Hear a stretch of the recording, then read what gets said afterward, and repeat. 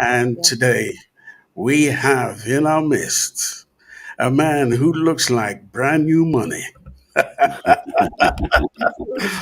Yes, he is the godfather. He is the Grammy nominated King of UK dancehall. Jesus. Thank you, sir. Tippa Irie, how you doing, sir? I'm all right. Can you guys hear me okay? Loud and clear. Loud and clear. Okay, wonderful. Yes, I'm all right, man. I'm blessed. It's Saturday. I've managed to have a day off today, so it's good. So we got you on the right day. Yeah. After I finish this, I'm gonna go and have a swim. Amen. Amen. I need to take a leaf out of your book, sir. Yeah, I need to have a swim and steam and sauna. So I'm gonna do that when I finish this interview. Right. So before we start talking, yes, sir. We like to get in depth. I would just like to remind people of one of my favorite Tippa Irie tunes of all time. He has so many, but this is the top of top. All right. Hold on. Wait, what happened to me? Hold on.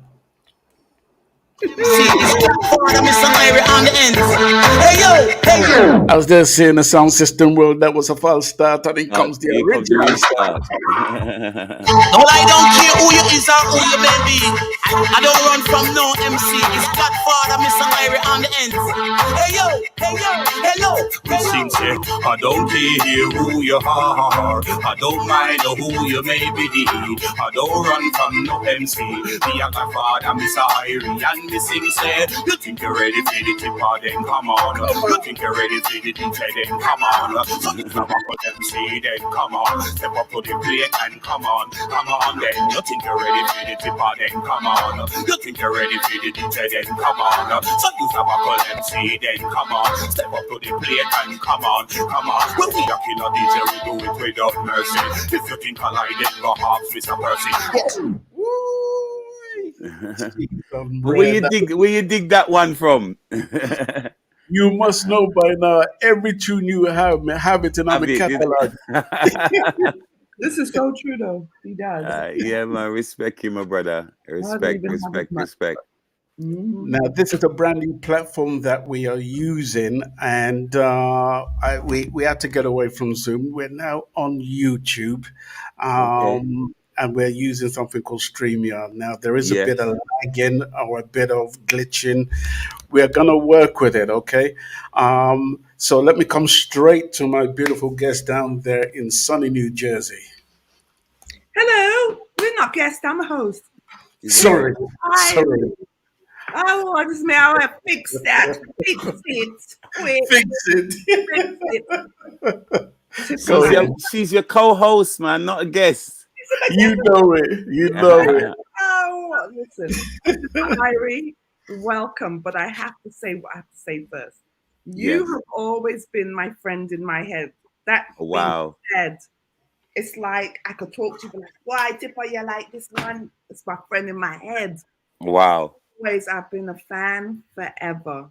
Thank you. So much love and so much respect to you. We're so honored for you to be here today on the first platform with StreamYard. It couldn't get any better. You know what I mean? Much respect. So you in America? I'm in America now, yeah. Okay, wow, okay. Yeah, so when you want to come through, visit, God. All right, bless you. Come. There's a studio downstairs in case you need to do something. Come. Welcome. Okay. Blessing. Always. Again, you've always been my friend in my head. So much respect. You are a legend. Thank you. And you're still doing what you do and staying true to Tippa Irie. That is why. I've been following you. Missy, when you're in Jamaica, me in Jamaica too. I fly my little table and plug in like, oh, look, he's in Jamaica. Yeah. So, yeah. No, but thank you. Blessing, man. I love Jamaica. I love Jamaica. I love it. You know. I know. I love it. So I was there 3 months ago. I love it. There's no place like it, man. No, man, we love it, man. You know, obviously, there's the other side of it, the crime element, and but that's everywhere. You know, that's everywhere. So you just have to you know, I just try to keep my head down when I'm there. I go to the events them for grown-ups. You know what I Yes. mean? If you know, I would go to a Beres concert or a Buju concert, or there's this place in St. Anne called the Plantation Smokehouse. Listen, that's where my family's from, and I was there a couple of months ago, just 3 months. All right, where you're talking, so I know what you're Wow. talking about. I Yeah, was that there. venue there. Yeah, that venue there. I like that venue. Yeah, They have mature concerts there. So yeah. I saw Tanya Stevens there and George Nooks. So yeah, Okay, yeah. So you just, you know, know you it just well. choose the places to go But and that's what it is at the try to end of the keep day. yourself out of trouble, you know. But much respect. Yes, yes, yes, yes. Man. Mr. Tips, we're going to get into your musical history and background. We're going to take you as far back as we can remember, as you can remember, to be honest. And we want to take you back to where you grew up. What was life growing up? And which area did you grow up in? Tell us about family life, brothers, sisters. Tell us about Mom and dad. the mom and dad's, you know, scenario, and also tell us about the gram if you had one. Yeah, well, I was born in South London in a place called Dulwich. I was born in Dulwich Hospital, which is basically, you know, like southeasty London. Yeah. Yeah. And that's where, you know, my mom had me, and we lived in Dulwich for a little while, and Mm, then we kind of moved to Brixton, which is like a place called Helix Road, which is yeah. kind of like Brixton Hill. Peter Huntingale doesn't live; he still lives in that same area. So I went to Brockwell Primary School, which Yeah. is like in Towers Hill, and then when I left Brockwell Primary School, I went to Loughborough Primary School, which is like basically Brixton, but like Camberwell Green, right in the middle between Brixton and Camberwell Green.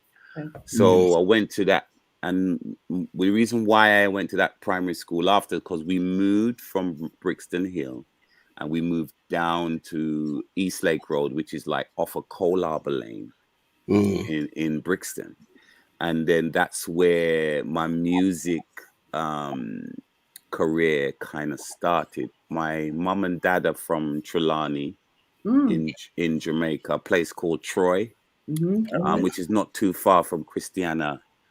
A place called Troy, Shudley, Mount Happy, them that kind of area, that kind of Yeah. part of up in the mm, hills there of Trelawney. And mm, obviously they came over in the 60s and had mm, me and my sister and my two sisters.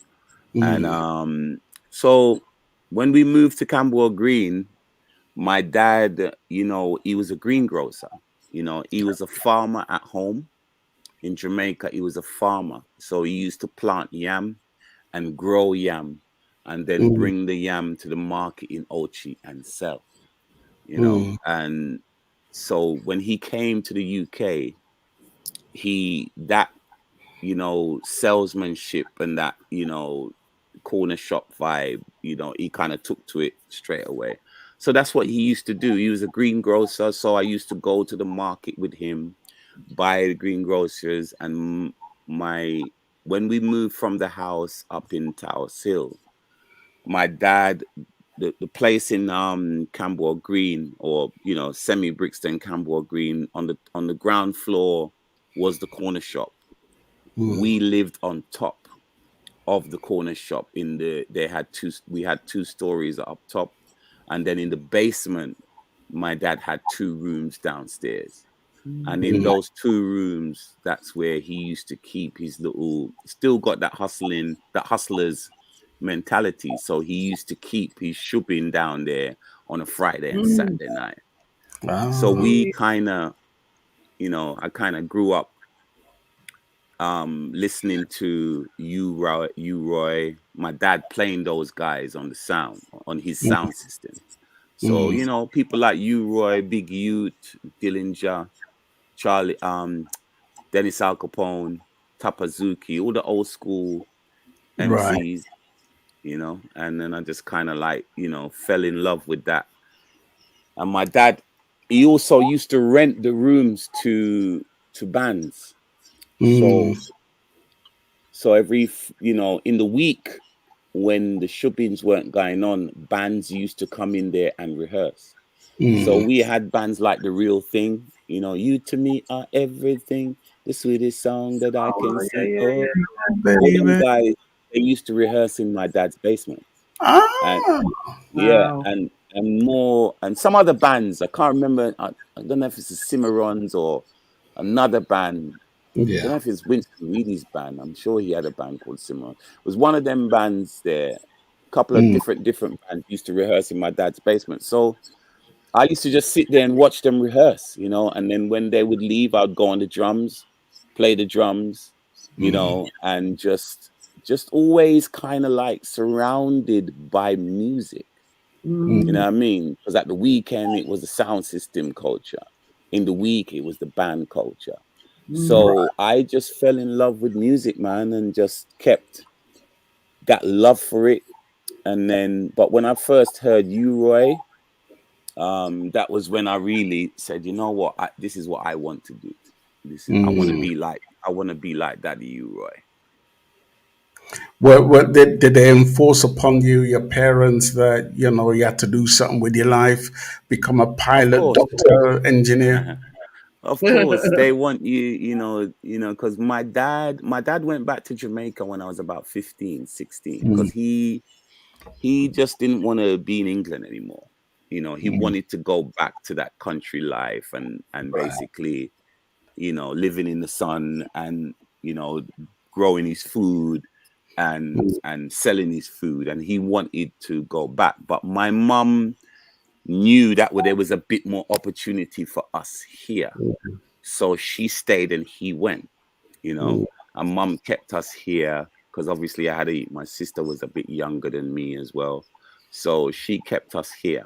Right. So, you know, so from that, she was very like most mums, they want the best for right. their kids. Mm-hmm. Right. And she just encouraged me to, study and whatever. But I wasn't great at school. You know what I mean? I mean, now, I wasn't great. So when Yeah. I left school, I didn't really have much qualifications. I didn't have much CSE, GCSEs or anything like that. Right. But my mum um, knew a guy called Joseph Folks who was a plasterer. Mm. So the Friday I left school, the Monday I was Yeah. working. I was working as a laborer.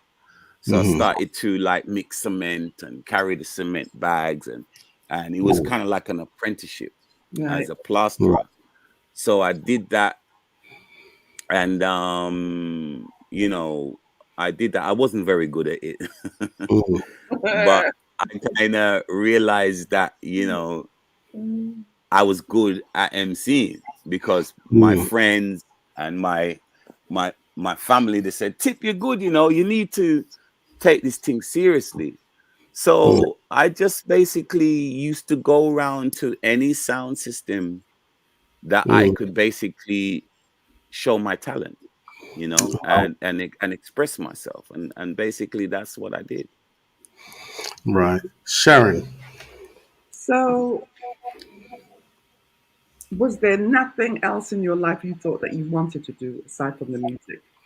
No, no, no. Apart from being a footballer, Ah, see, the that's what I'm standard, talking about. It's like the yeah, the standard. standard, Oh, yeah. standard things for us brothers, I guess. You know what I mean? I was a very good footballer when I was a young. All of my, there was a couple of guys that I used to play with that used to live on my street, and they thought I was gonna be, a professional footballer. But obviously, our parents, they weren't take. My dad was busy Yeah. running a Yes, greengrocer. yes. He's not gonna take me to no football or not like that. Like Michael Yeah. Owen and these guys. Their dad used to take them to the Yeah. games and this and that and be there and da da da da da. Yeah. My dad left when I was young, so I didn't have that support, and he wouldn't be doing that anyway. You know what I'm saying? Yeah. Yeah. So for me, the next thing that my dad was into and what I was into was music. And then so I just basically just carried on my love for the music. You know, I just love the MC side of it. Obviously, I love Gregory Isaac, I love Bob Marley, I love Dennis Brown, Culture, Burning Spear, all these acts. But the U Roy and the Charlie Chaplin and the Josie Wells and the Brigadier Jerry, and then later on it was more the Papa San, Lieutenant Stitchie, Yeah. and Professor Nuts era, which really kind of gravitated to me because they kind of reminded us of ourselves. Yeah. So tell me your first experience like DJing somewhere where everybody's like, "Oh man, he's wicked, you know, you should see him." Like, and how old were you? I think it's probably Dick Shepherd School. In fact, I think it was at school, at my secondary school. Everybody had to go up into assembly and do Right. something at Oh. assembly, you know. So whether it be read a poem or do a magic trick or whatever. So I just went up there and I chat some lyrics. And it just brought the whole assembly erupted because obviously they're seeing little, and then I was very little, very skinny, very little, you know what I mean? And so then seeing this little tipper going up where they're probably all, you know, going up there, not knowing what to expect. And then I just chat some lyrics. Don't ask me what lyrics I chat because I can't remember, but, and, you know, it just kind of had a huge round of applause from the assembly. So that kind of woke me up and said, you know what, Tip, this looks like a way out for you, or not even a way out, but an avenue that I could pursue. Yeah. You know what I mean? So after that, then I just started to be on my dad's shubbing when he wasn't there or at home, because he was very strict, like most Caribbean parents. Yeah. So when he wasn't around, then I would turn on the sound and practice. And then me and my school friends, Commander B, this guy called Commander B, Paul Blake, him and another guy, we went to the same school. So we started our own little sound systems because his brother was in stereograph. And then we made a sound called Tippograph. And then one of the popular sounds them in Brixton was Frontline. And because we respected that sound, we made another, changed the name to Younger Frontline because they were popular at that time. Welton and Fluxy were, you know, they were kind of popular in the area. So I kind of just, you know, we just started. And then from there, I went to Sir Lloyd. I don't know if you've heard of Sir Lloyd. Oh yeah. But which he's got a label called LGR. But he used to keep a lot of blues dances, a lot of sound, you know, shubbing. Well, same kind of shubbing, but more blues dances. And a lot of girls used to follow his sound. So you know where the women are, the man would come, you know, and he would follow. So I used to go to his dances, and I used to just get on the mic and nice up the place. And, you know, they didn't like it, you know what I mean? Because, you know, people, when they've got something that's kind of successful, they're very territorial. And I used to go in there and just mash up the place. So they got a bit funny at times. But no matter how funny they might have been, or he might have been, he could see my talent. And when he started his label, that's when he contacted me to do my first ever tune, which was The Opposite. Right. And we're going to come back to that. Let me just ask you before I'm going to try and play just a few seconds of The Opposite. But what I want to ask you, what was it like growing up in the 70s for you as a young kid? Did you have it? Was it a bit like the movie Babylon? For me, not really, you know, because I was blessed, you know what I mean? And because my dad had a corner shop, so I had all the sweets. Yeah. Sorry about that. So everybody was my friend because I had all of the sweets, you know what I mean? And we had, and right beside me there was an adventure playground, and then I had the Marcus Lipton Youth Center, which was a place where I used to, where I used to go to play pool, to play football, to play cricket. So we had that community base. So I felt kind of safe in Right. that community because I felt safe because I was around my peers and I was well respected as well. Mm. And anytime I was, violated in any way, it'd always be somebody from out, out of the area, you know what I mean, coming from Jamaica. The only time I ever had any hostility was somebody from Jamaica that violated me, and then that was soon rectified because of the respect that I had. If you brush me, all of the community would come and say, "Yo, you need to fix up," and blah blah blah blah, and it was just sorted. But I felt safe in my community. So as much as there was racial tension in other areas, and obviously because you still had the skinheads, you still had the teddy boys, you still had all these kind of elements that we used to deal with, I still kind of felt safe because my dad was a disciplinarian as well. So I would just get up in the morning, play penny up the wall with my friend Neil, Right. across the road, and then I'd go to school.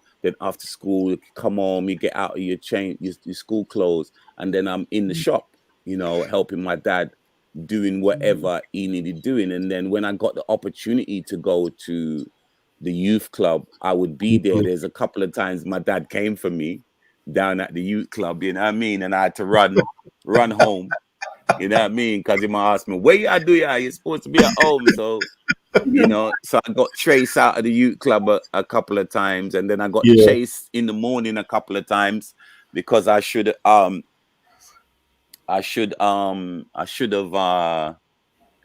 been at school or on my way to school, but I was playing penny up the wall with Neil, and my dad caught me a couple of times. You know what I'm saying? And then I get, you have to run, and he said, "Don't run," but you have to run, you know what I mean? Because and where you're running to, you got to run back home to get the discipline anyway. Exactly. So that's why he probably said it's better sometimes not to run and take what you get so that you don't get it when you get home because you've already Right. got it. You know what I'm saying? So I've got to bless up everyone who's logged in right now. We have Jerry Harris, Sharon down there in Germany, bless up. We have DJ Maestro, who used to live a few doors away from you, apparently. Okay, in East Lake Yeah. Road. Yeah. I'd have to probably see his face, but big up these Roger. Roger. Okay. All right. Yeah, man. Bless up. Yeah. Bless up. And bless up anybody else who might be logged on right now. So there's bless up each and every one. What I want to do right now is I want to play just a few bars of this one because I think I used to hound you about your very first tune years ago. Okay. And you did tell me that there was a Valentine on the same rhythm. Yes, my And I think, Valentine. yeah, and this was a Sir Lloyd release, wasn't it? Yes, Sir Lloyd production on LGR Right. Records. Yes. Right. And it's your very first one. And take a listen to this, ladies and gents. Let me see if I can get this going again. Well on. Soul and mind, great souls call the opposite, and I multiply and rich created.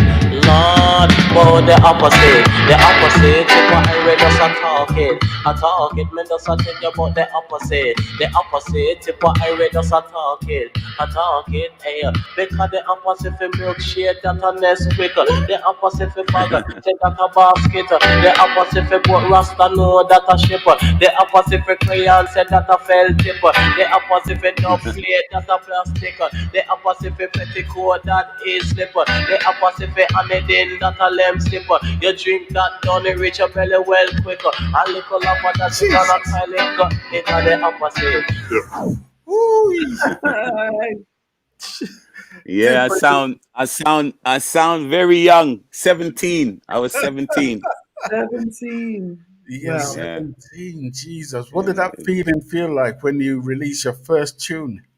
That was a good feeling. It was a good feeling making the tune too, because the late Drummy Zeb, he done the music for that tune, you know. Okay. oh, okay. So Wow. Drummy Zeb from Aswad, and Tony guy, the guys from Aswad, they done the music. So for me, Mm, it was just like exciting just to be in the same room with Mhm. right. them guys, and it was so exciting that I fell asleep. I fell asleep because there were days, the process, it's a long process in the studio. Yeah. Mm, So I fell asleep, and then they did they finished with Toke. I think it was the guy that was taking long to voice the tune, Tokes. And then oh, when yeah. he finished, they woke me up, and said, "Tip, are you a time? Are you a time?" So I just went in there and just jumped in the booth and just knocked it out, and never took me long at all. So, Where and that did that writing skill come from? well, in those days, I didn't used to write lyrics. I used to just make them up and just practice them as you go Right. along. So you would make up a line, and then you make up another line to go with that line, and then you go over it, repeat it, repeat it, repeat it, repeat it, Mm, and keep going over it until the whole song's kind of like in your head. And mm, you hear them talk about Jay-Z and all of these guys because he's kind of like that, but mm, we've been doing that, for Long before then. long, long, Mhm. long, long, long mm, before them, you know what I mean? Long And before then them. so it was just something what you develop, because you follow people like you, Roy, and mm, Big U, and you follow their how they do things, but then after a while you kind of develop your own identity and your own way right. of doing things. And that's kind of basically what happened with me. And then obviously, as your career progresses, you kind of realize that you have to write songs. You Mm, have to make them into songs or write lyrics. Yeah. Because when we're on the sound system, obviously you're chatting lyrics, but you can chat lyrics after lyrics. Mhm. But and we kind of brought that to record, but mm, after a while, you have to, when you're making a tune, it's different from just being in a dance chatting lyrics. You have to structure the mm, tunes. Some tunes you can do like all the time the lyrics rhyme. Mhm. It's pretty much like a dance, mm, like I'm in a dance chatting. But Mhm. then right. you've got tunes, like It's a Love Thing and Ragamuffin Girl and Superwoman, which is tunes which are more structured, Yeah. which more the structure of the tunes are more, there's more thought then gone into how the Mm. tunes are laid out. Mhm. Which I think is masterful, if I may say so, because you've been able to reach out to really loads of people across the spectrum. Do you know what I mean? And for all the things you just mentioned, there's a tipper for everyone. Everyone must be able to Everyone. find a That's tipper very that they true. love. Right.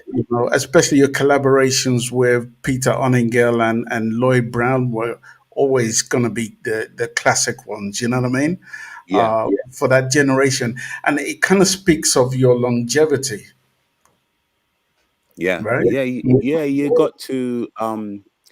I guess it's not. It's like they say you kind of like reinvent yourself, But for mm, me, it's just making music that you feel, that feels good, you Mhm. know. mm, So I'm doing an album for Jammies, for King Jammies right now, mm, and he's sending me a lot of rhythms, mm, mm, and I'm listening to them, but I can't just say, "Oh, it's Jammy sending it to me, so I have to try and put something on here. I have to feel it, you know. mm. And what I find is when I feel the tune, a Yeah. song comes instantly, you Right. know. It doesn't take me long to create something, so when I find that I'm struggling for something to come on this rhythm, I normally kind of pass on the rhythm and just move on to something Okay. else. Okay. So for me, it's about feeling, but it's working with people. I enjoy working with artists, especially when they're good artists.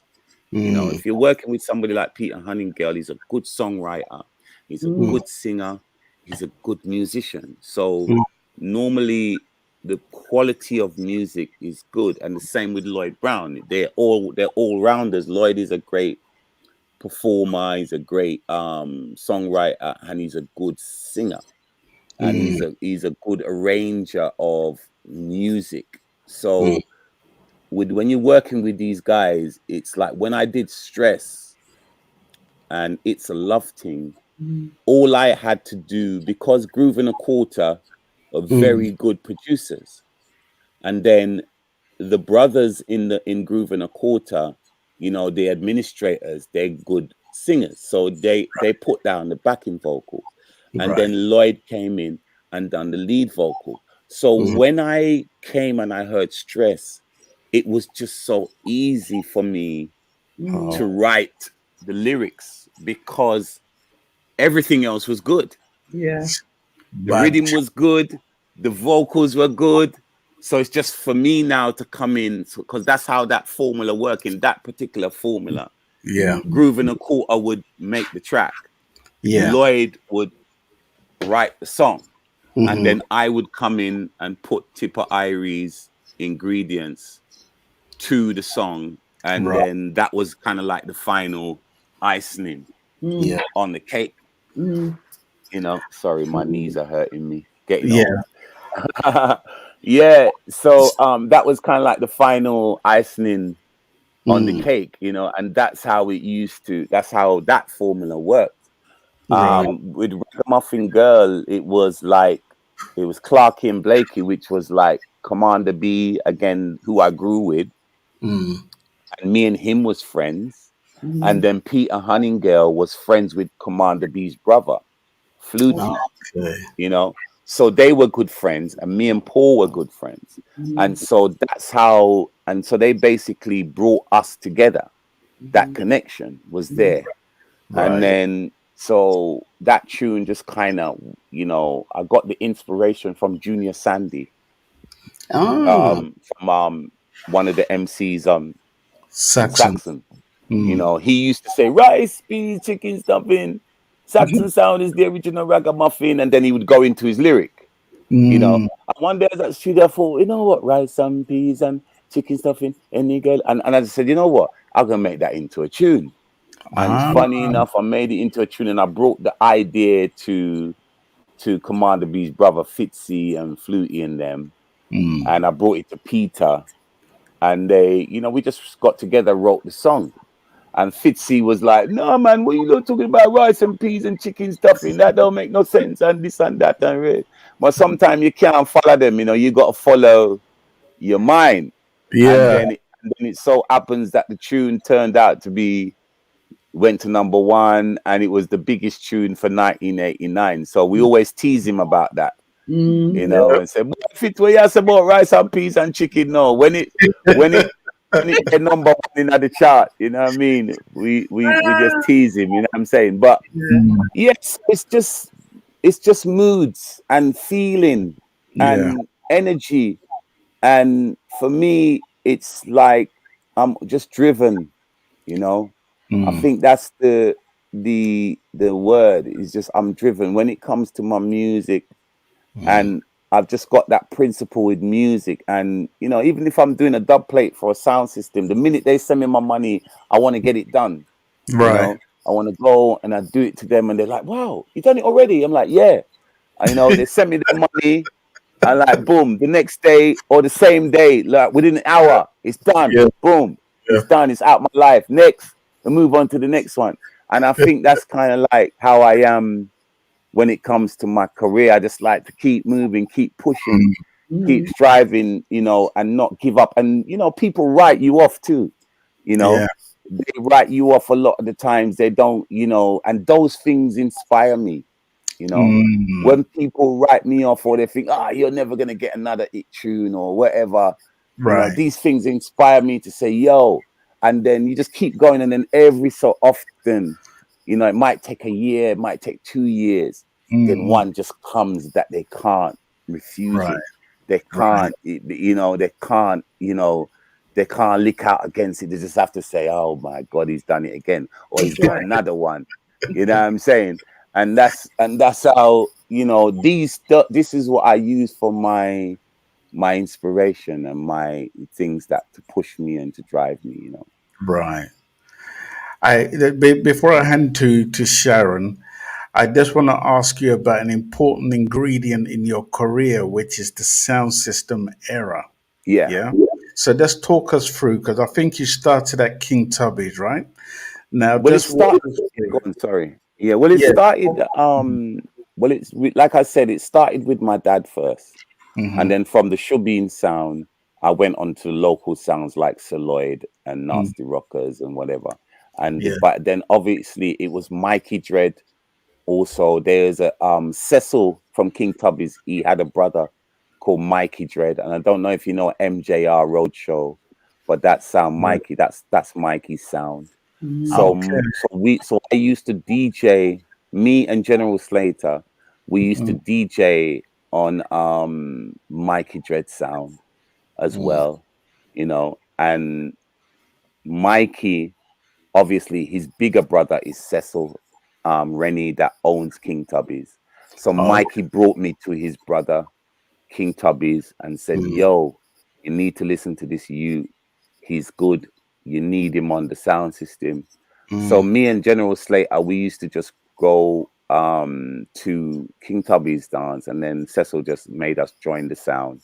So mm, basically, I used to lift boxes with yeah, Tubby's, and then when obviously the sound is string up, then I used to go on the mic and DJ with jigs. There's big jigs and baby jigs.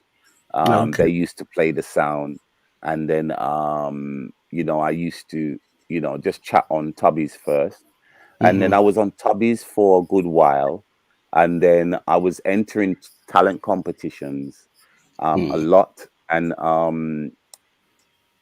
think I was at Ferndale Sports Centre in Mm. Brixton, mm, um, and Muscle Led and Dennis Rowe from Saxon, they were there, and they okay. basically asked me to come to some of their dances, Mm, and that's how I started to link up with Saxon, because they told me to come over there. And then when I left Tubby's and was more over the Saxon thing, it kind mm, of caused the uproar in Brixton, because I was kind of like their golden Your golden MC, child. if golden yeah, child, if you like, you know what I mean? Yeah. And they didn't really want me to go to Southeast London. They Yeah. wanted me to stay on a Brixton sound.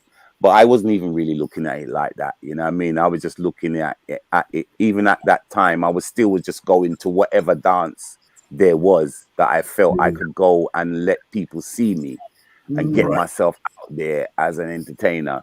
That's what I did. And then, when I went over to Saxon, you had Papa Levi there, Daddy Colonel was there, and Mm, Maxi Priest and Roger Robin, and all these Mm. guys were there. So, mm-hmm, and then Smiley Culture and Asha Senator, they used to pass through. People like Dominique used to pass through every now and then. Mikey mm, General, um, all these talented people were mm, there.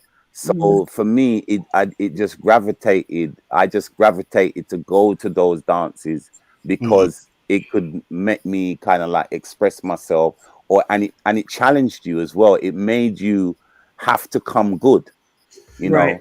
And me and Daddy Rusty, Rusty was my school friend, so I mm, brought Rusty with me because we were best friends, and we used to go everywhere together. We used to go to the dances together. We used to go carnival together. You know what I'm saying? mm. So I just, that's why I was on Tubby's, and then I moved on to Saxon, and then from Saxon, obviously, I just went on to making tunes. Sharon. Yeah. Before I go any further or go to my questioning, I have to know. Yeah. Tippa Irie. Yes. Was that in school? Did you get that from school, or was it Yeah, it's kind of like school, man. right? The Slater, before Slater, remember you had a DJ called Tipper Rankin. Mm-hmm, Oh yes, yes, Yes, there's a yes, DJ yes, called Tipper Rankin, and I yes. like that name. So mm, true, there was Ricky Rankin, Tipper Rankin, Trevor Rankin. Me say me I gotta be the Irie. So okay. so me just said, right, Irie means, what does Irie mean? Feeling good. Feeling What good. do you want to do with your music? You want to make people feel Feel good. good. So Yeah. me say, you Yeah. know what? Yeah. You know, you had the Welton Irie, and Yeah. Yes. you got a few Clement Irie, Welton Irie, Yeah. people like that. And so I just, we was kind of like Skipper and Tipper, because Slater, before General Slater was called General Slater, we used to call him Skipper. And Okay. then true, we had the sound, and we called the sound Tipograph, Oh, that's which right. was, You had this little sound. yeah, Yeah. little sound. So me just like the name Tipper, you know what I mean? And it just stick with me, and I just said, right, I'm gonna call myself Tippa Irie. So I just gave myself the name, really, you know what I Oh, all mean? right. Well, that Yeah, works. and then it just kind of like stuck with me, and I said, right, this is gonna be my name, and I'm gonna, push this name forward, and that's what I did, Yeah, and it works. So and it you, worked. it works still. So Mm, your mum and dad now, you're yeah. going through this music thing. What was your mum feeling? What's your dad saying? Like, what's Well, going on around the time? well, my dad, before, when I started to kind of like, remember when I left school, I was 16. Okay, Early right. 17. So I was doing laboring. And then my dad had already left to go to Jamaica. Right. Yeah. So Yeah. when my mum got me the job, doing the plastering and stuff like that, I was still just writing my lyrics. So we moved from the shop, and we moved up to Liam Court Road, or Liam Avenue, which is off of Liam Court Road in Streatham. Okay. And that's where I wrote the majority. That's when I really started to write lyrics. So my mom used to say to me, Tip, why you always in the room? I sit down and write lyrics for you. You need to do this and you need to do that. I said, Mom, don't worry, man. You're gonna see, why I'm writing these lyrics. And then obviously I got signed to Greensleeves, and then in 1986, Hello Darling came out. Oh, darling. And Yeah. Yeah. then Yeah. that kind of changed my life. And then when I said to her, Mom, go and look for a house, she got, Oh my and then God. she saw the tunes. She saw me, the tunes are getting played everywhere. And then then it kind of really struck home to her. It's like, okay, now I know why you were sitting down writing those lyrics, And then she said, Tip, I'm gonna go, because I think it was when I got my first like really decent check from PRS, and I said, Mom, look. She goes, okay, I'm going to look for the house. And and then she went round the corner and found the house on Broxholme Road in Streatham. And so, and then that kind of, it's a proud moment, isn't it? It's a Yeah. proud Of moment course. Of course. when you can do that for your mum. You know what I'm saying? That is beautiful. That mommy, is your mom still alive, right? No, she's gone now. She's gone. My Oh, mom and sorry dad to have hear gone that. now. Yeah, they're both gone Right. now. God rest their souls. Then gone Yeah. now. Yeah. So So, that but is, yeah, she's cool though. But we got a nice place in Jamaica out of that situation. So yes, of course. I Of have to course. give thanks. Yeah. So tell me about PRS now. When did you gain knowledge that all this writing that you're doing, you know what I'm saying? You got to go out there and perform, or your lyrics. Like, when did you gain that knowledge? Like, who helped you in that? There's a guy called Grantley Haynes, and Oh, he yeah. lives I got it. Yeah. GT. He's got his labels is GT Records and My Boys Beats. And My voice. Grantley used to manage me and Pato Banton back in the day.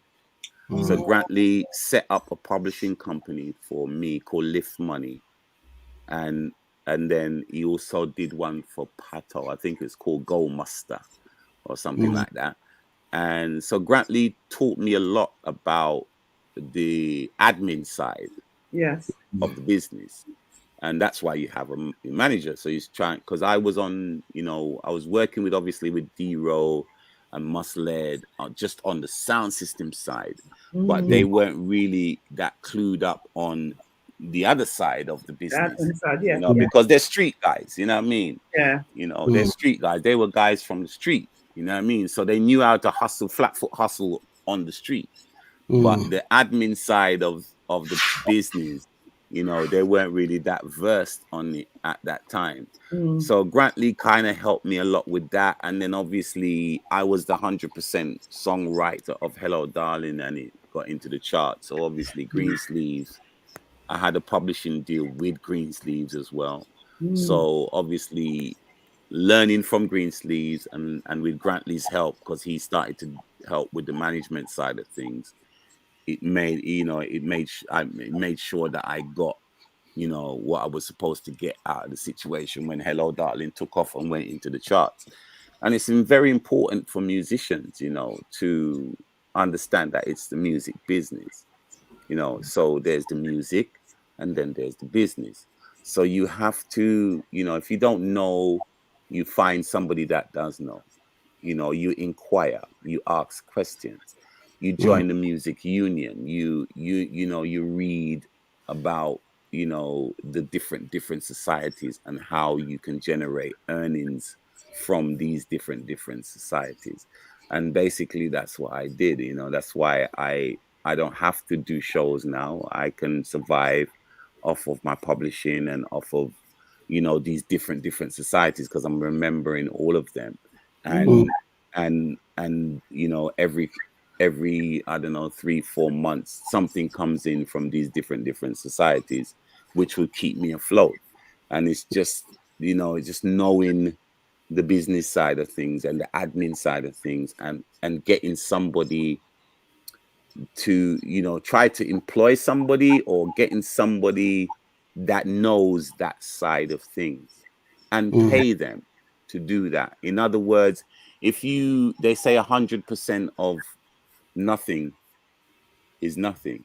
So if you can pay somebody 10% or 15% to get you 85% of something, then it's better you do that, rather than say you're not going to employ nobody or whatever, and you're not, and there's money there lying there, sitting there dormant, because you don't want to share.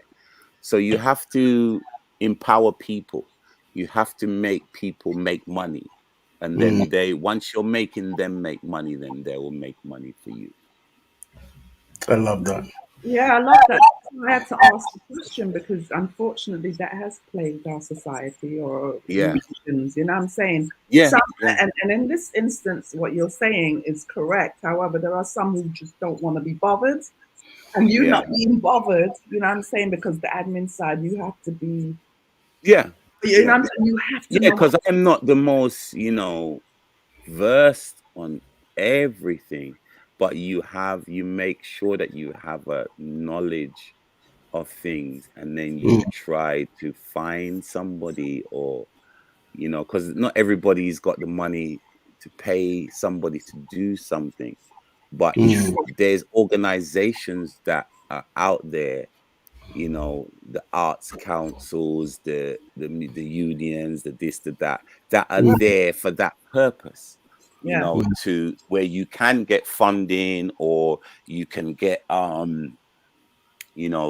you can get an hour, even if it's an hour sit down with somebody, to give you that knowledge that might help you to generate some kind of revenue. Yeah. Yeah. Yes, very important. It's a shame that it's still, excuse me, some people are still trying to recoup. Yes. From way back, because yeah. It's very difficult. It's difficult.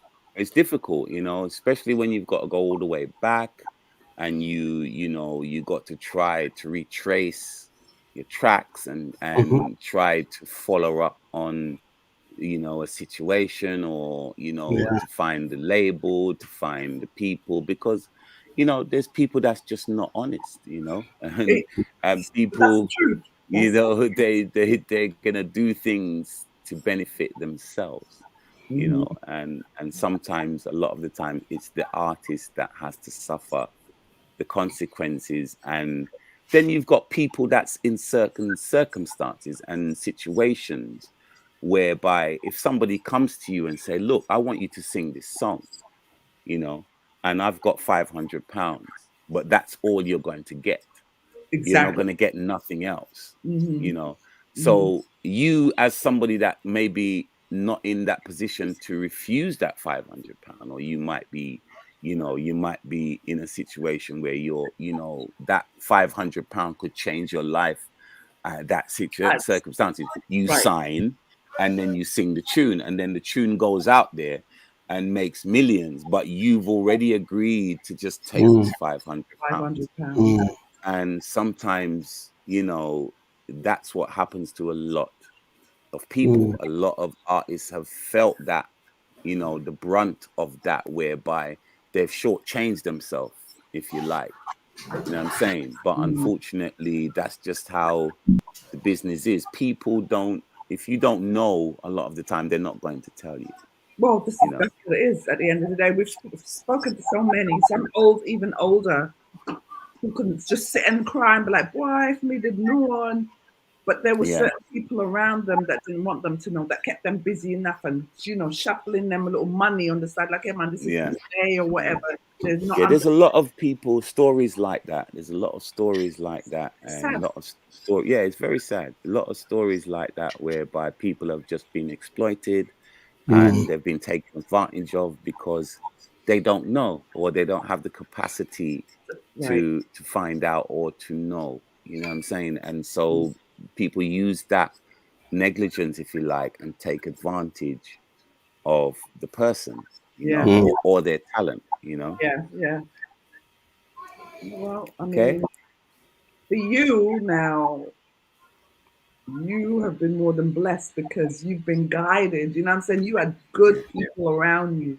Yeah, I did, because you know, even with because when I left Greensleeves, because you know, we go through a lot of stuff that people don't really realize. Because even with Greensleeves, you know, we did a lot of, I had Hello Darling, and then there was Deborah Glasgow. She had Yes. the same You're My Sugar and Knight in Shining Armor, and then and stuff like that. And then there was Peter Spence and It Be, the UK Bubblers thing, and then all the other Saxon MCs that were signed to Greensleeve, Daddy Colonel, Sandy, and Rusty. And then one day we just turned up there and he just said, oh, we're not doing UK artists anymore. I'm like, oh, Imagine. okay. You know, Wow. yeah. And it Really? was just, yeah, just like that. Just like that. We turned Oh, up one wow. day because it's a business to them. So if they don't feel like they want to do that or whatever, then it's like, before me, it was Clint Eastwood and General Saint. Yeah. And then the Saxon MCs came along, and then they kind of parked up Clint Eastwood and General Saint and moved on to us. And then after us, it was kind of like, I think it was more like Mr. Vegas and Shaggy them came in, Yeah. and then after That's that, right. it was the Vibes Cartel and stuff, and so on and so on and so on. So it's a business to them. So whoever's hot at the time, that's who they would gravitate to and move on to. So, but unfortunately, even when they built Gussie Clark's studio in Jamaica, when they done like you know, them tunes like Rumors, them Spreading, and Yeah. all them kinds of tunes, the studio that they built with Gussie, they were supposed to build that for us in the UK, and they just decided not to do it. You know, one day we got in there because remember they had the reggae regulars as well, you know, Yes. Yes. which Yes. was a big, they had 2 #1 tunes with the reggae regulars, Yeah. you know. So Patrick Donegan, he helped, you know, us, you know, build all the Good Child of Fino, the Bears, Complete Neighbor, and all these tunes, and then also Hello Darling. You know what I'm saying? So we had a good thing going, and then they just cut it just like that. So, you know, but you can't just dwell. You kind of just have to move on. Yeah. So that's basically, it was a kick in the face kind of thing. Yeah. But then we kind of like, you know, as you can see with my career, you know, you can't Yeah. dwell on those things. You kind of have to press on to the next thing. And basically that's what I did, because Hello Darling was 86. And then I was busy in France, because I did a tune called Welcome to Paris with a group, with a French pop band. And then I, so in 87, 88, I was still busy and I was still doing the Saxon thing here and there. The sound was still up and down the place. So by the time 89 came around, and Ragamuffin Girl and Superwoman was two #1 tunes, Right. it just kind of like everything just started to get rosy again. But that's the Right. music. 90s was a good year for you. It was very good. It's very good. It's very good. Well, It's very good. I mean, Tippa Irie, all over the place. I'm telling you. Yeah. Because you know why? Because every time, I mean, one of your biggest hits, Superwoman. The minute, man, I want to see a superwoman, and then everybody used to this rock gone. to that tune. I said, No, it was good. I mean, because remember, Ragamuffin Girl was 89, and then so as soon as the 90s touched, the tune was still hot. And then after that, Fashion, John from Dub Vendor, they heard the tune, because obviously Dub Vendor was selling it. You know what I'm saying? So from there, he called me, and Sly and Robbie, I think, well, it was more Sly, was in the UK, and it was Sly that built the rhythm. The drum pattern for Superwoman was Sly Dunbar, that drum pattern. So when and then obviously the Karen White song was a huge song. Yeah. It's a huge song in the black community, in the slow jams and whatever. So they just asked me to come in and put my ingredients to it, and it went to #1. So I had 2 #1 that year, because of that tune. And Tony Williams again, is somebody that we have to give a shout out to, Mr. Tony Williams, because he gave us a couple of awards. I got 2 awards that year from the Reggae Awards and the Reggae Fraternity for those 2 tunes. Brilliant. So that was a blessing. So the 90s started off really good for me. And then obviously after that came Stress, and It's a Love Thing with Lloyd. That tune huge. Yes. And it caused a bit of an uproar. That was the last tune. Stress. It was nice to know that your sister, and I forget who the singer was, Paulette Tarja. Paulette Tarja did the answer. It was a good tune. It was a good tune. It was, it was a funny tune. That's me. Is me. Because when we wrote that song, it's just, we was laughing. Like when you're writing something and you're just laughing all the way through while you're writing.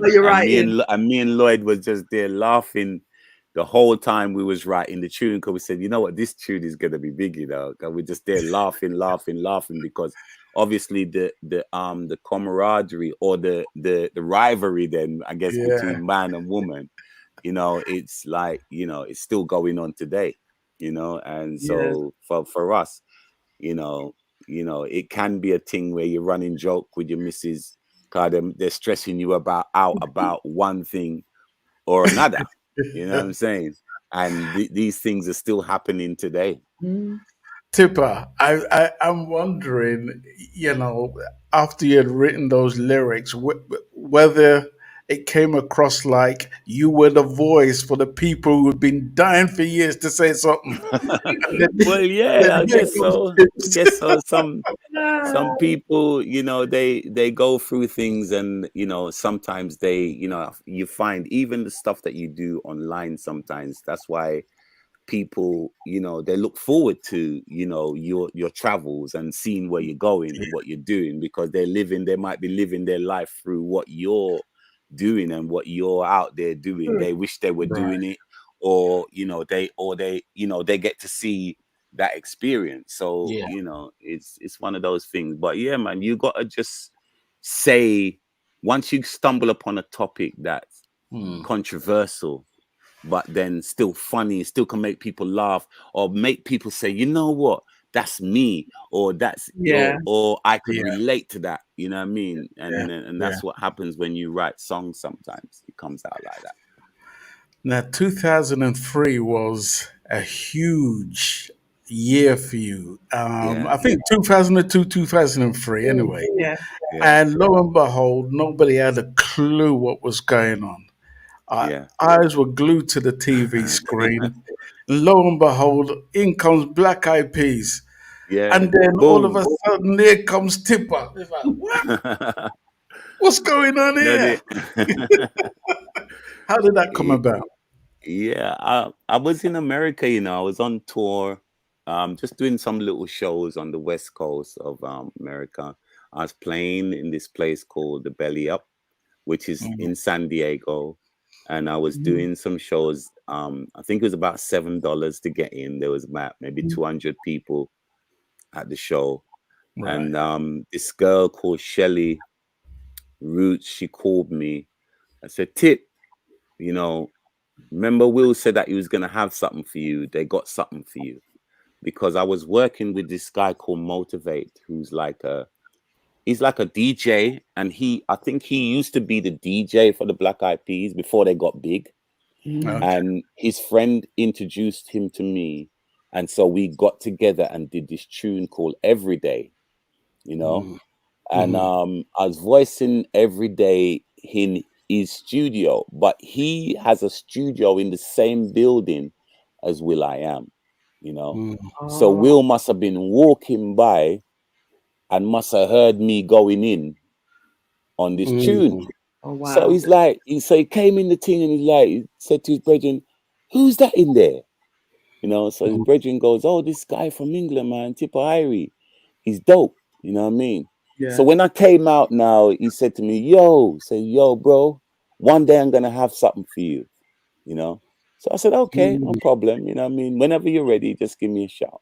You know what I mean? But they wasn't like huge at that time. Right. They wasn't big at that time, yeah, They yeah. just they were kind of like doing well in the underground hip hop Hmm. scene. And Right. that time they had a black girl in a Still in there. group instead of Fergie. Mhm. I'm You know what with I'm you. saying? Yeah. Yeah. So they wasn't huge yet. And then so they must have got signed to Interscope, and then obviously they had to make an album. Mm, Mm. So they called me and I heard the tune and I took it to where I was staying in Laverne. I was staying in a place called Laverne, which is like Los Angeles, but like the mm, east of LA, at my friend's house. Mm. I was just mm, staying on his couch, you know what I mean? mm, Staying with him. And then so I said, Dave, we gotta go to LA, man. The Black Eyed Peas guys then want me to do a little track. So let's go down there and hear what I go on. So when I mm, went down there, I heard the tune, and then I'm quick, but I thought to myself, you know what, Tip, don't rush it. Just take it back to where you're staying and mhm, live with it for the night and just write mm, something. So then I came up with the cutie, make sure you move your booty, shake that Mm. thing in the city of sin, and hey, shawty, know you want to party, where your body looking at me. And Yeah. that came to me, and I thought, yeah, that's it. And so I wrote it, and then I just fill in all the gaps, because what he does, he just leaves the spaces what they want you to fill. Still, right, right. So so basically I just filled in all the gaps. And I just Mm, stayed up all night and I just rehearsing. Because I don't want to go in there and be reading. I don't want to yeah. be going in there and stopping. I don't want to be I just want to go in there and attack. You know what I'm saying? Yeah. So I mm, stayed up all Yeah. night and just practice. And then I went in there and I just nailed it. And so straight away he mixed it. He said, "What do you think?" I said, "It sounds fantastic." And then the next thing you know, he said, "Right, I'm going to give you X amount and I'm going to give you X amount of publishing." So I said, mm, "Okay, cool." And I just left it at that, you know. mhm, And Mm. then I came back home off of tour, and then I heard "Where Is the Love?" mm, And I thought, wow, okay. Looks like these guys, they're about to blow up. And then "Where Is the Love" went to number one. in the pop Huge charts. tune. Yeah. Huge tune. And then after that, they came with "Shut Up, Shut Up, Shut Up, Shut Up, That's right. Shut Up, Shut Up." Yeah. That That's what. tune. So I said, Mhm. "Boy, hey, Mama, must be the next single." And Hmm. then I got the call, and they said, Hmm. "Tip, Tippa, we want you to come to Hollywood." So I'm like, Mhm. okay. Jesus. So I'm like, Okay. okay, you know what I mean? I think I can do that, you know. And so I went out there, did the video with them, and then that was the next single. And then I ended up, it got to top 10 all over the world, and then I Right. ended up touring with them. Mm. And yeah, Wow. that was a good touch. Let's just say What, that. what was that another life-changing experience? Yeah, definitely. Definitely. Mm. I Mm. managed to get my studio out of the situation, and, Right. I managed to see the world. You know what I'm Mm. saying? I supported like Mary J. Blige and Britney Spears and Mm. Paul McCartney. We opened up for Paul. I did Glastonbury Mm. with we went on just before Paul McCartney. So that's like, Yeah. 60,000 people. Right. So it was a blessing, you know. What was that experience like for you though? It was Going on the just, big stage like that. well, I mean, you got to remember we kind of like did Reggae Sunsplash. I Hmm. did Oh some yeah. huge shows Right. before that. Mhm. So it wasn't like, and when Hello Darling was at its peak, I was on a lot of the big festivals then in Right. Europe and in France and in places like that. Mm. So for me, it didn't really phase me that Mm. much Mm. to hit the stage, the big stages, because Already. I had did them, Yeah. you Yeah. know. So it wasn't, Yeah. You were familiar. I was familiar, so it wasn't that much of a, I could deal with it. And remember, I had a long career before this point, Hmm. Hmm. So Yeah. remember, True. even That's though, right. Yeah. yeah. So because even the guys in the band, they were like, when they realized, it's like not Will I Am so much, but the other two guys in the band, because obviously I think at that time I was 39, Mm. 39, 40 Hmm. when that happened. You know what Yeah. I'm saying? So when they realized, they're like, wow, you've done a lot of work. It's like Mm. Mhm. because they didn't really know. You know what I'm saying? So when them Right. really realize now, you know what I Yeah. mean? They're like, wow, you really deserve this opportunity, what's happening for you right Right. now, Mhm. because you've paid your dues. You know what I'm Mm. saying? Right. And Right. so yeah, so for me, it didn't really phase me not much doing Right. them shows, because I'd already remember, if you think about it, from 17, 18, making my first tune, Yeah. until I'm 40 years old. That's a lot of Hmm. shows, a lot of festivals, a For lot real. of huge shows. So for me, when those things came, I just took them in my stride. It was just like another day at the office, but just on a different level, on Level. Right. another level up. You know what I'm Right. saying? Because I'd already, did Brixton Academy, did all of these big venues. So when I went Right. to them, on them with the P's, it wasn't like it was venues that phased me, because I'd already played those venues. Mm. It was just I was now doing those venues with them. And then that same song got nominated for a Grammy, right? Yes, yes, yes, yes, yes. Did you end up That at the is. ceremony? I did, I did. I was sponsored by Puma. At the time, we was doing a lot Ooh. of work with Oh, wow. Puma, so they sponsored Mhm. us. They sponsored me. They sponsored my car, for me to get, me and my wife at the time, to get clothing and stuff Yeah. like that, to look the part. Mhm. So yeah, that was a Look the blessing, part. man. It was nice to go there and be nominated. First of all, it was nice to go there and see some of the other artists. Oh, just experience. It was just experience Mm. how it all worked and how it went down. Right. Mhm. Sharon, Mhm. take the mic away from me. Listen, Tipper was doing quite well. Just anyway. Blessing. I was like, yeah, just I'm all in it. I'm just Yeah. so Yeah, no, man, you got to embrace the, you. you got to embrace every moment, when it comes to the music, because it's a powerful thing, and it's a thing that, can change your life if you kind of, put in the work. You got to make your own luck. That's how I call it. You got to Exactly. put in the work. Yeah.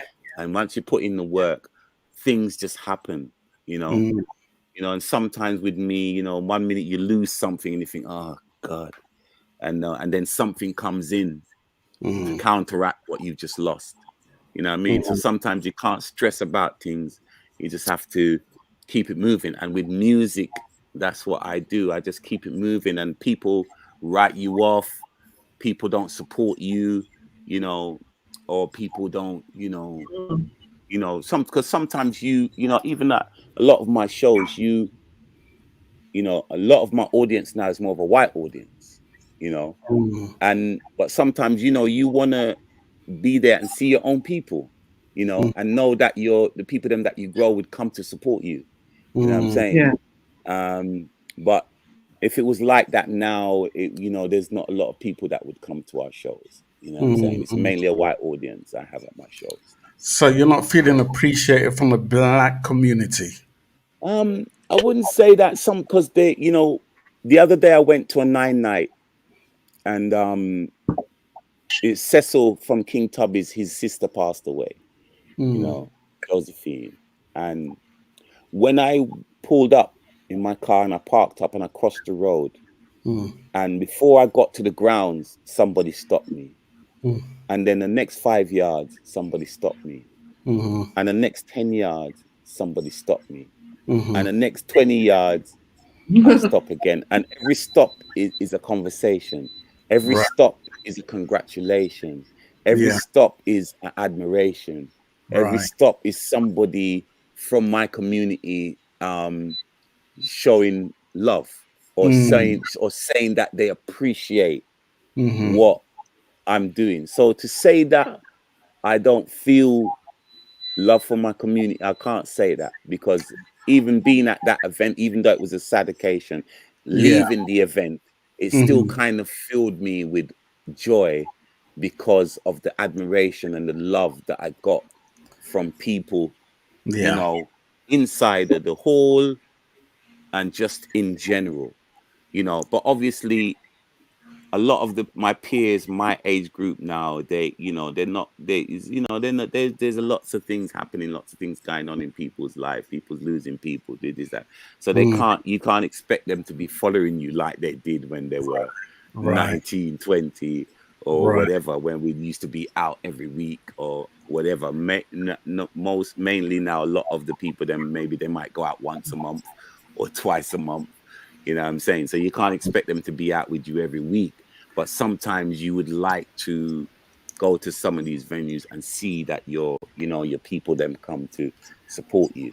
You know So what I'm it'd be saying? more like striking a balance. Yes, I guess. Okay. Sorry, Sharon, I stole your shine. No, man, you're good, man. Sharon, all right, man. Get me all right, man. Tell him for me. Tip. Tip is my friend, my good friend in my head. You don't hear about that, know him. So I'm All thinking right. to myself that, with the way the music business is, right?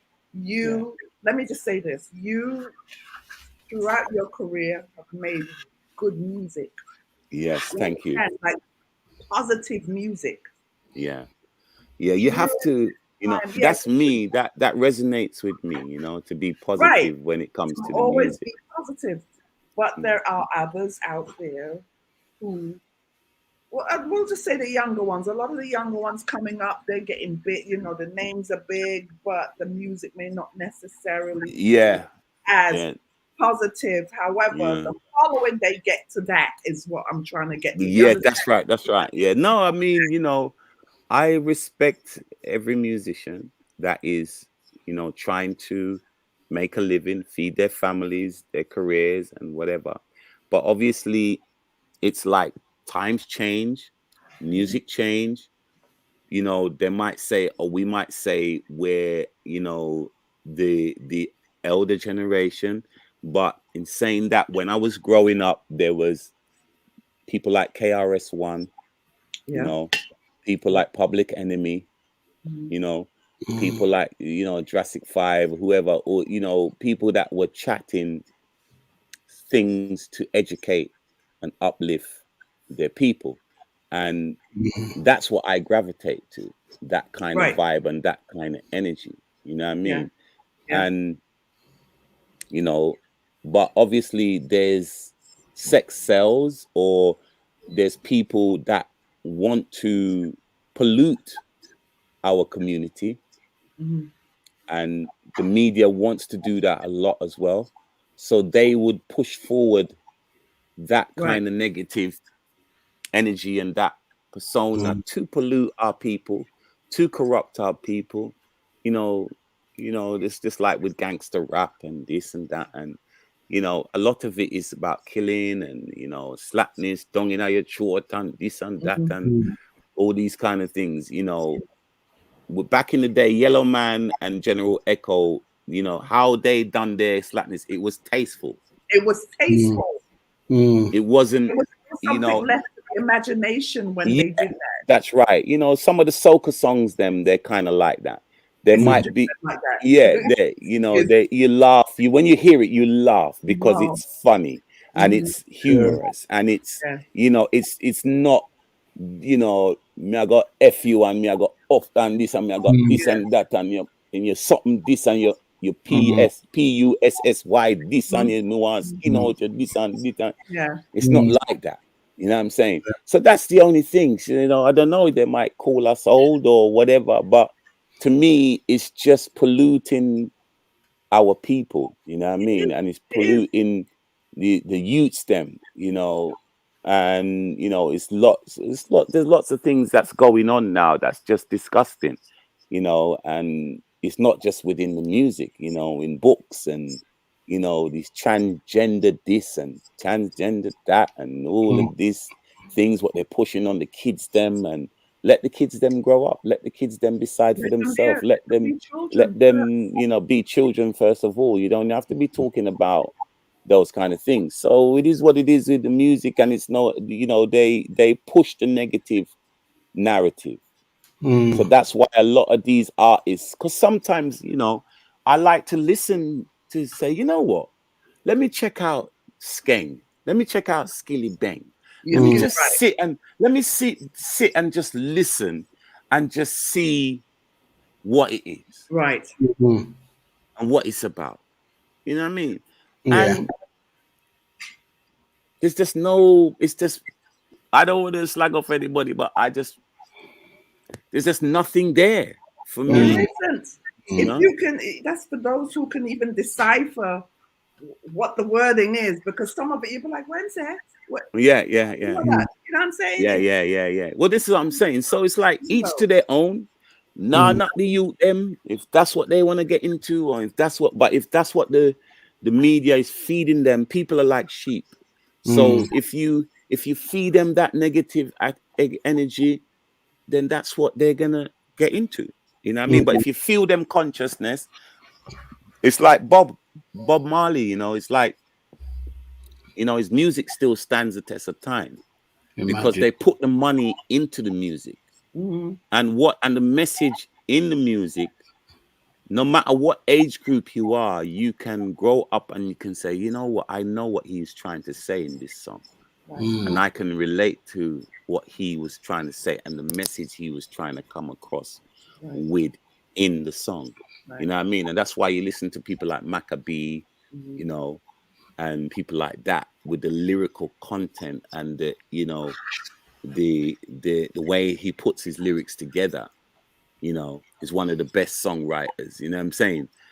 Because he's talking about health things, you know, what's the best things to eat? What's the best things, you know, how are we gonna help our people? How are we gonna uplift our people? How are we gonna, you know what I'm saying? And that's why, you know, 40 years later, people like myself and him, we're still here, and people still want to hear what we've got to say. Yeah.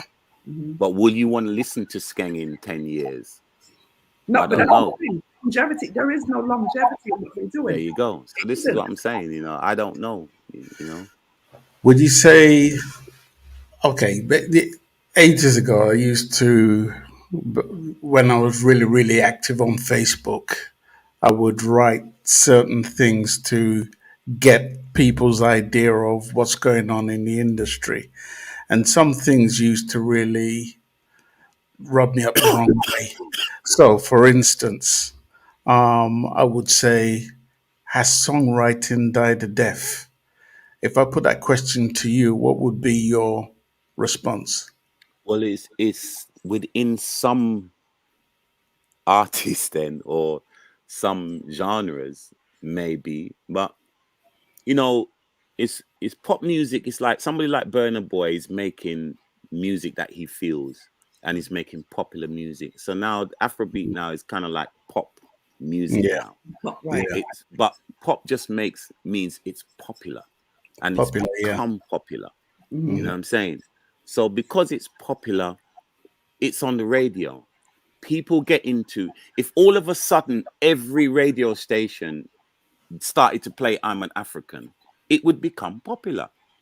You Mm, know, the shows them would start to sell out and whatever, because everybody would be hearing the tune every day. They'll be singing it every day. They'll be listening to the message. They'll be saying, you know what? He's talking the truth, and it's true what he's talking about and whatever. So because when mm, you get airplay, you get a say. You know what I mm, mean? So when everybody's playing your tunes and, it's Hello Darling, when it came out, Saxon was hot, Mhm. mm, you know? So when Hello Darling came out, it was just something. It was just another something that was hot from Saxon. So yeah, we got to play it, but it was mm, good music. Yeah. yeah, You know what I'm saying? It still sounds fresh today. You know what I'm saying? When you put it on, you think like, wow, it still sounds fresh. And it's yeah, the same with a Bob tune. You put on a Bob tune, it still sounds solid. It still sounds like, how it's, it still sounds good.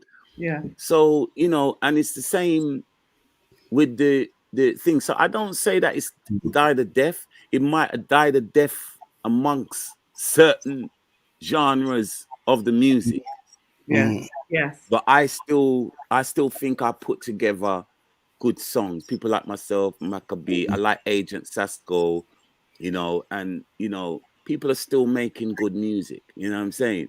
And it's just what the people are fed, where it right, all falls down, because Exactly. the slackness, you know, it must have a producer. And even if the artist is the producer, then it has to go to the radio or goes to right, the DJ. So if the DJ say, you know what, no, sir, mm, man, you need to go back with that. We don't want to hear right, none of that. We want to hear this positive message and this mm, and that. So there's Right. points along the way where it can be stopped and turned back. Because if they came to the radio DJ and the DJ said to them, look, sorry, bro, you sound good, but where you talk about, me no want play. What you need for talk about is this. Yeah. Talk mm, about something. You can talk about what you can talk about what you're experiencing in your life, but talk about it in a different way, so that it's not, the negativity is not going to spill over onto your peers. You know. So would you say then payola is the devil with the horns on its head in the industry? Well, it's any kind of industry. Mm, You have to advertise it. And 9 times out of 10, you have to pay for that advertisement. So that's how I kind of see paylo, is a man's paying mm, because he want advertise himself. I'm music, I'm product. And unfortunately, if you got the mm, money to do that, a man's gonna take your money because he want pay for him bills, I want buy him car, I want do mm, what him want to do. So he's gonna take the money and he's right, gonna play the thing because the person is paid for it. So mm, that's how I see it. okay. There's more that can be said that I would love to, but I don't want to leave our darling Sharon in the lurch. Sharon, go ahead.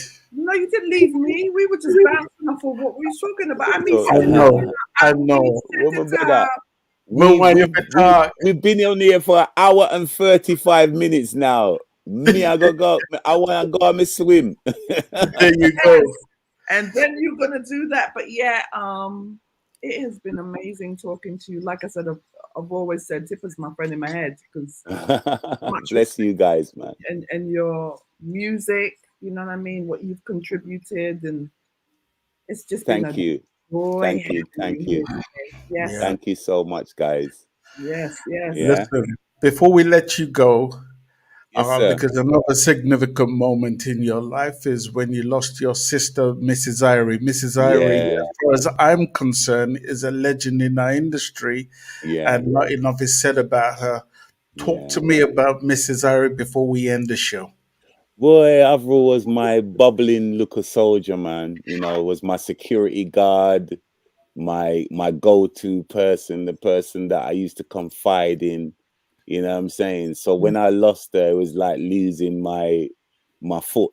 You know what I'm saying? And I think I was on tour, just came back from America, and I got a call, rushed up there. Then, what I saw was, just heart wrenching, you know what I'm saying? But my sister was a lovely person, man, a person that would, you know, a no nonsense person, you know what I'm Mm, saying? And what I mean by that, she would stand up for herself and stand up for her brother and her mm, mum and her family just in general.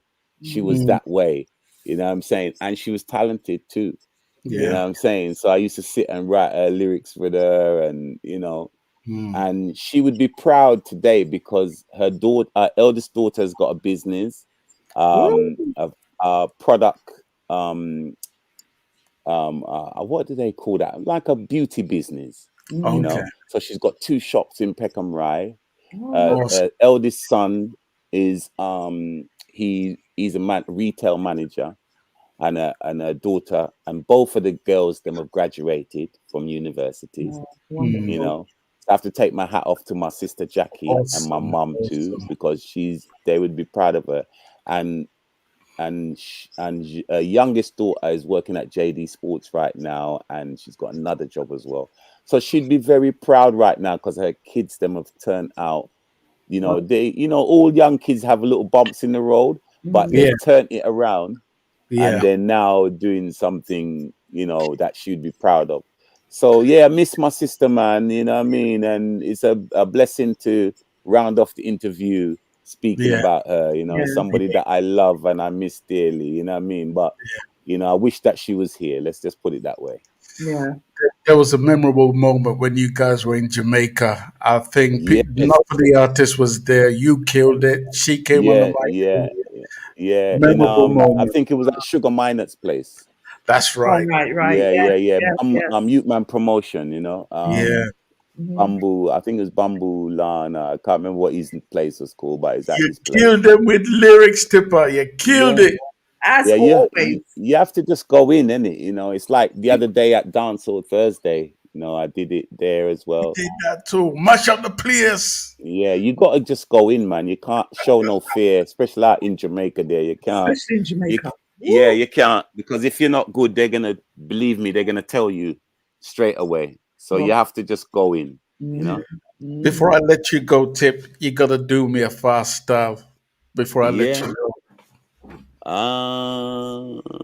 At the time the lyric I rhyme, me slim, me fine, me no off a wine, me come, my dance, me chat, in time the lyric, me chat, mine, na mine, 7 times 7 and 49, a cheat, and cheat, I equal 9, me text, 7 and that's a 9, me add up a 6 and not for 9, me with the T, and not 29 is tip, but I reach chat, in fact, anything, me chat, mine is Samaga Jackson, sing the girl, is mine support your back, I'm just mine, tell them, is bitten up, bitten, and I come sweet, me not even put up a spicy tip, but I really people size. There you go. Salute, sir. Thank you so I'll much, put the Tippa. tip. No problem, guys. Thank you so much. Thank you. I hope you enjoyed the interview as much as I did. Much I respect. did. We did. Thank you so much again. This has been an honor for All me, right, then. especially for you. Bless you, Sharon. Much love, Sharon. Yes. 10-star general. Always at your beck and call, sir. Manners and respect, guys. You guys take care now, yeah? All right. Yeah, You man. too. Yeah. Blessed love. Thank you. All right. You're One welcome. love. One love. Nice one. Well, that was our conversation with the great, the legend himself, Tippa Irie. My friend. And what? Yeah, My good. That's my friend. yeah, yeah, he's your good friend now, isn't it? My friend, isn't it? Good I friend. tell you what we're gonna do. Tip's gone, but his music is here to stay. You know what I mean? Yeah, we got to play one or two before So we I'm gonna play. There's so many. There's so many. Hold on. Let me play this one. Now Mr. Irie on them ends again. Mr. Irie on them keys. All the time the lyrics will rhyme. Rewind. Come me say bubble operator, me say bubble operator. No bubble operator, me say bubble operator. No bubble operator, me say bubble me selector. No bubble me selector. Here ya. Boom. Well it come the time the lyric rhyme me spin me find me know if you wine me come mad off me chatting time. Me chat mine and mine. 7 and 49 and 3 and 3 that equal 9. X 7 and 9 make otherwise 6 and not 5 9. 30 and 29 is Tippa Irie chatting for anything me chat. Right this Michael Jackson sing the girl is right so put your back. I've just tell them on this bit and in line. All the time, oh, lyrical rhyme, oh. I'm telling you, Tippa Irie, even easier turning up on the mic, you know. I know. Lyrically. Very, very nice interview. And it's so sad what happened to his sister, Mrs. Irie. We pray for us all to rest in perfect peace. Before we get out of here, Tippa has a brand new album, okay? And the name of the album is called I'm an African, all right? I'm an African. All right, so take a listen to I'm an African. This is Tippa Irie. Take a listen to this. Yep. Yeah. And you know I know where I'm from. Tippa Irie, OBF. I'm missing say, I'm a black man, I'm an African, and my parents are Jamaican, and I grew up in a London, so you know I know where I'm coming from. I'm a black man, I'm an African, and my parents are Jamaican, and I grew up in a London, so you know I know where I'm coming from. I know where I'm coming from. I know where I'm going. It's a positive energy. I keep on showing respect myself, respect my roots, and respect my ancestors. Can't forget Marcus Garvey, Malcolm X, and Robert Nesta. Teach us to educate our sisters and our brother. Teach us to unify and support one another. One God, one aim, and one destiny. How that's how we want in our community. So, but I'm a black man, I'm an African, I'm a parents are Jamaican, and we grew up in a London, so you know I know where I'm coming from. I'm a black man. And that album is out on all digital platforms. Run, go get yourself a copy. Tippa Irie. Sharon. Well, folks, this is our first show on this platform, and it was great. Minor kinks. It was minor kinks, slight delays, but it was. I love it. I just love it. Yeah. This was new for us, and those out there who's going to watch this after the show might skip. Please like and subscribe. Yeah. Press the bell. Please like and subscribe to our channel because we got a lot of amazing guests to come to the show, and this has just been great. DJ Maestro's in the house, Sharon Bentley, Jerry Harris. I can't see everybody, but I think, Thank you guys for being here with us. It's been really, really wonderful on our first show on this platform. It works. It definitely works. So,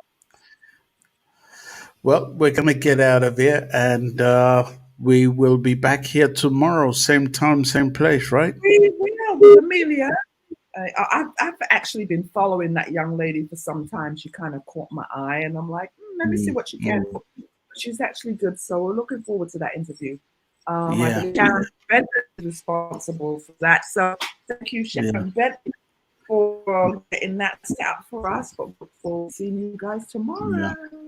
Yeah. So Amelia is going to be our guest. She is going to be great. And it'll be great to hear her story. So same time, same place. Please share the link, share the live, or